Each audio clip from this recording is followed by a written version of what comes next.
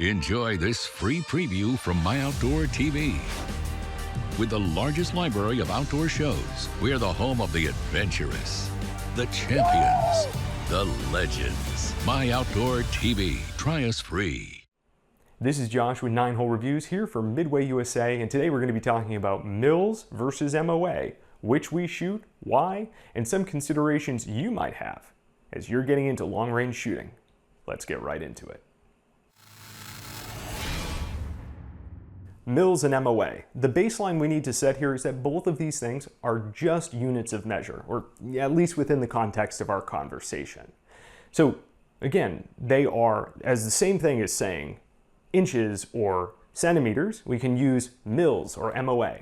And it's more efficient for us to use this talking about the vertical and horizontal dispersion of where a projectile is going, landing, or needs to be held over for, because of how MILs and MOA are able to gradiate out over distance. So let's talk about what the conversions look like really quickly, and then we'll get into some of the pros and cons of both systems. So 1 MOA is equal to just over 1 inch at 100 yards. And then it scales as you go further out. So 1 MOA, 1 inch at 100. 1 MOA, 2 inches at 200. 3 inches at 300. 4 inches at 400, so on and so forth. Again, all 1 MOA, but what that gradiates to over distance changes in terms of actual empirical measure. Now, on the MIL side, 1 mil equals 3.6 inches at 100, and again, doubles as you go out and scales as you go out.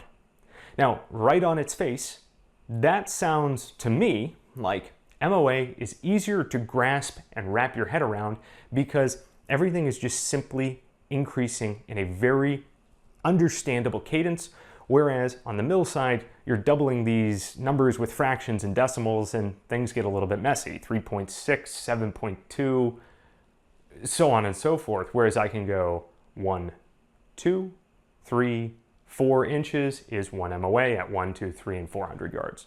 So for me, as a new shooter who is getting into understanding how bullet drop and how dope tables and how these units of measure work within the context of shooting at range and compensating for holdovers, I found it easier to use MOA at first because I had it in my mind that I needed to be able to convert from inches to MOA and back.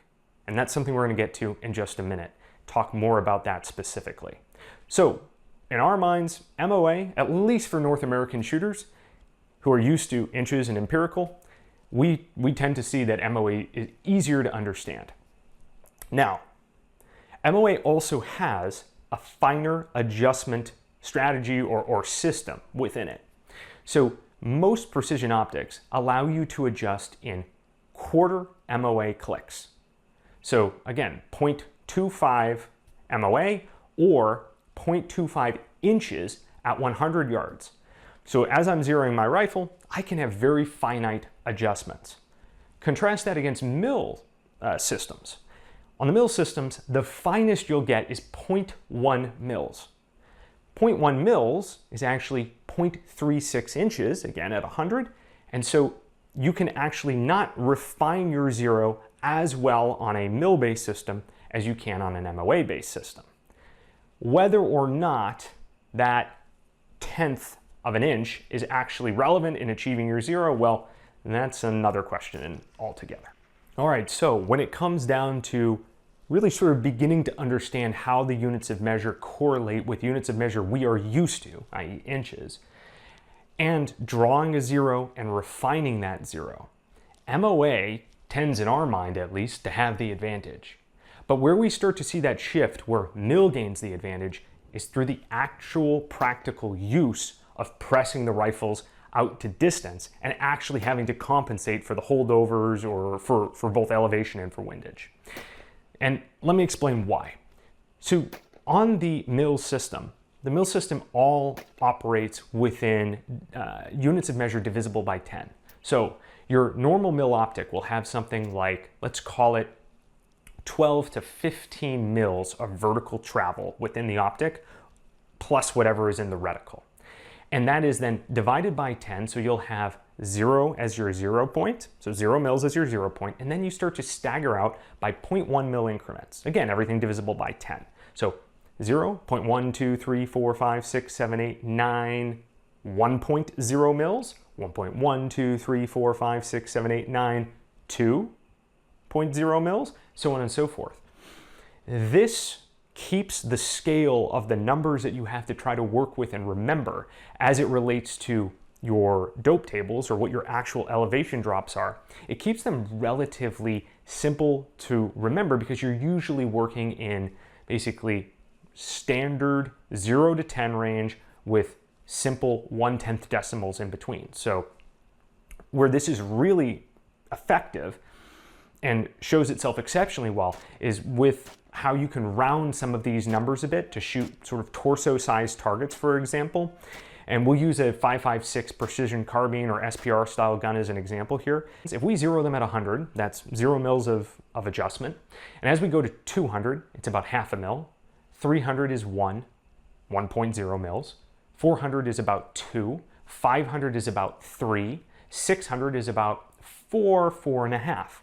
So between 0 to 600 yards, we can sort of snap call what our mil come-ups are, and they're just in stepped out 1, 2, 3, 4 increments. Very easy to remember and to understand. Now, when we look at how that translates over to an MOA perspective, because the scalability of the MOA unit of measure is different and it is more refined, you need to think about this, that you need more MOA than you do mils to reach a certain distance. So again, we used 500 is about 3 mils of vertical adjustment that's required to land our 5.56 77 grain projectile on target.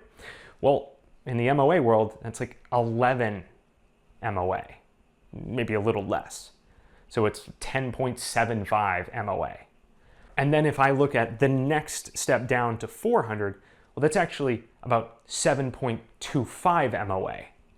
So it's not as simple and digestible of a nice, easy stepped out scale. Now, don't get it mistaken. If you have worked with MOA, you can be extremely effective because you'll know what the scalability of these things are. But in our mind, the mil system is more conducive to being able to memorize and then translate that memorization of a dope table into actual practical adjustments on range. Additionally here, the mil reticles that you see are, in our opinion, usually a bit cleaner and easier to track and identify than their MOA counterparts. Now again, this isn't always universally true. It's something to look at when you're actually selecting your specific optic. But for the most part, because MOA is more refined and can be more refined than mil, as we talked about within the context of zeroing, there tends to be more hashes. The reticles tend to be busier as a general rule when it comes down to looking at MOA reticles, whereas mil reticles usually have a very easy to follow 0.2, 0.4, 0.6, 0.8, 1, or 0, 0.5, 1 style of adjustment within the reticle that again is very conducive to actual practical use when it comes down to being quick and effective on target. And additionally here, mil tends to have the advantage when it comes down to being able to actually range targets. So if you know the approximate width of a target, you can use a formula within mils to quickly range that target, or at least be able to get a pretty good idea of how far away a target is, and then utilize that with your, again, sort of more practical, faster based dope assessment to be able to put a firing solution together for that target.